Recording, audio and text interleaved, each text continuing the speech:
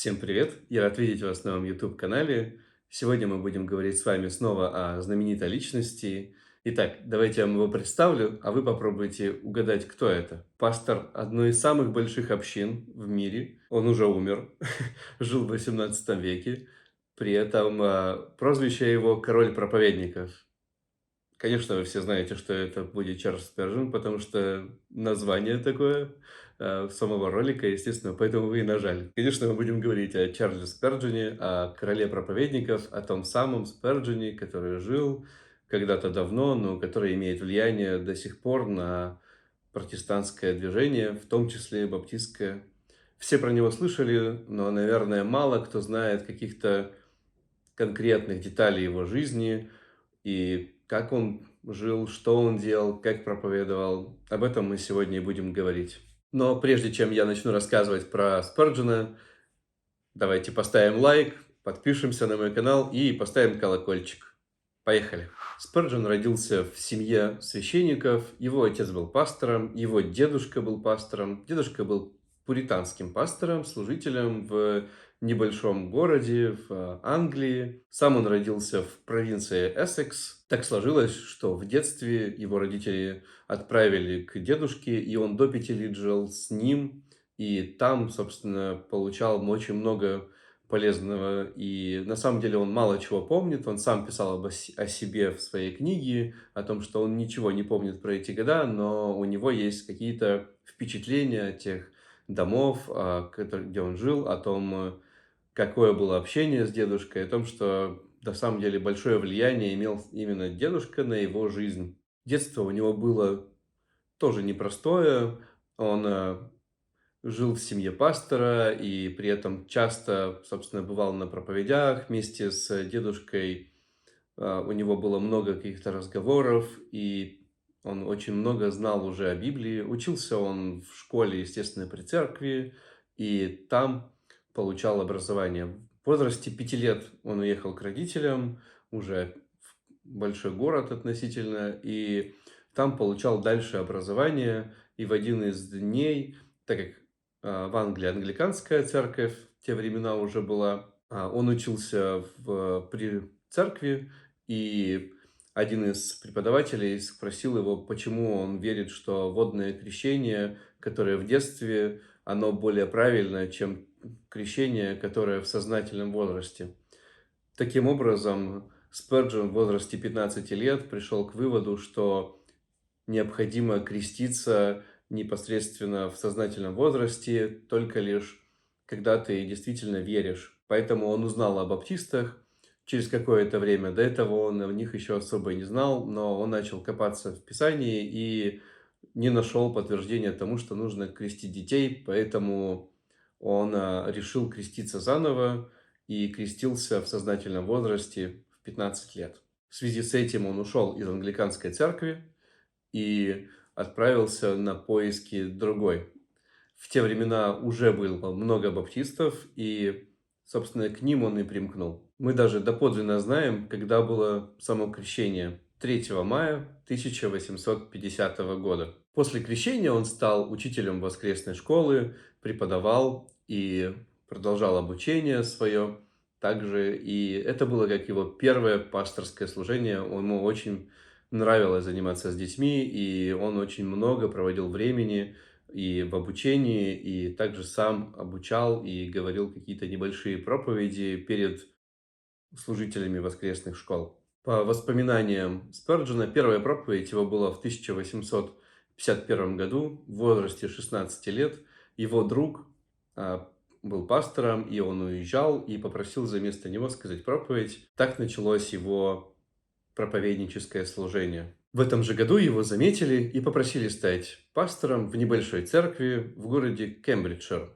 Там он проповедовал, вел пасторскую жизнь недолго, после чего его опять заметили и позвали проповедовать в другую церковь. Прежде чем расскажу, как он пришел в другую церковь, расскажу историю из его детства. Спurgeon говорил, что когда он был еще молодой, к ним в гости приехал пастор, который проповедовал в большой церкви, был пастором там, и Он проводил общение с его дедушкой, с его отцом, и как-то он тоже решил прогуляться вместе со Сперджином по двору, по их и по саду. Он общался с ним, научил его молиться в возрасте 5 лет. И это было первое впечатление о большом пасторе, который имеет большое сердце, который, несмотря на всю загруженность, смог уделить время маленькому ребенку и научить его молиться, и ему было это запечатлелось в памяти. Позднее вечером этот пастор взял на колени Сперджина и сказал, что когда-нибудь он обязательно будет проповедовать и станет пастором в той церкви, в которой является пастором он. И с этой мыслью Спurgeon жил много лет, потому что ему в детстве сказали, кем он должен стать, и он поверил этому пастору, и поэтому он пошел по пасторской стезе. Так как его родители тоже были пастор и дедушка пастор, то это было понятно и естественно, наверное, для него идти по такому пути. Так вот, в возрасте 19 лет, в 1854 году, Спurgeона пригласили стать главным пастором в церкви часовня на Нью-Парк в Лондоне. Это была самая большая баптистская церковь того времени. И молодой проповедник получает должность пастора, и его удивлению не было предела, потому что он не мог даже поверить, что в возрасте 19 лет он окажется пастором в той самой церкви, где проповедовал и был пастором предыдущий его учитель, да, в который в возрасте 5 лет сказал ему, что он будет проповедовать здесь. Он говорит, что в это время он почувствовал Божье водительство еще больше, потому что на протяжении всей своей жизни он готовился именно к этому. Чарльз Спержин решает распространять свои проповеди также и через газету. Его проповеди становятся популярными в самой церкви, людям нравится. До этого церковь со временем уменьшалась, все меньше и меньше становилось, люди уходили. Но когда пришел туда Спurgeon, его проповеди стали зажигать в людях христианскую жизнь, желание проповедовать было настолько сильным у Спurgeon, что многие слушали его и пересказывали эти проповеди, и предложили ему печатать в газетах, на что он, естественно, согласился. И таким образом его проповеди стали распространяться по всему городу, и стало как можно больше людей посещать его церковь. И уже было больше 1000 человек, поэтому приходилось делать несколько собраний в течение воскресенья. И в дальнейшем Спurgeon решает открыть церковь в другом месте. Другим местом стал концертный зал. Как сказал сам Спurgeon, что до этого он уже ездил с проповедями, с другими проповедниками и видел, как они проповедуют в больших концертных залах. И именно это помогло ему не смущаться тому, что он купил здание для церкви, которое раньше было просто концертным. У многих пасторов это вызывало большое смущение, потому что история этого здания не является церковной, и, следовательно, там было много чего происходило, разные постановки были, и люди не хотели быть причастными даже капельку к другой истории, хотели только лишь церковное здание свое либо построить, либо купить уже готовое, чужое. Но у Спurgeon не было таких предрассудков, поэтому он приобрел и открыл церковь в большом концертном зале, и там он проповедовал много лет до конца своих дней. Церковь вмещала до 5000 сидячими и 1000 стоячими, и почти всегда была полностью заполнена. Чарльз Спержин женился, естественно, и спустя несколько лет его совместной жизни, в 1856 году у него родились близнецы, и это было, естественно, большим событием для него. А еще через год, в 1857 году, он организовал пасторский колледж, который до сих пор работает и учит пасторов там и по сей день. На этом служения, которые были у Спurgeon, не заканчиваются. Также в 1967 году он открыл приют для детей, так как его вдохновил очень сильно Джордж Мюррей, и он увидел, что действительно это необходимо, что это большое служение для Бога, и он организовал точно такой же приют для детей, сирот, который существовал до 1940 года под одним названием, но после войны, после 1945 года его восстановили и назвали уже непосредственно приют Спарджина. Умер Чарльз Спurgeon 31 января 1892 года в возрасте 57 лет.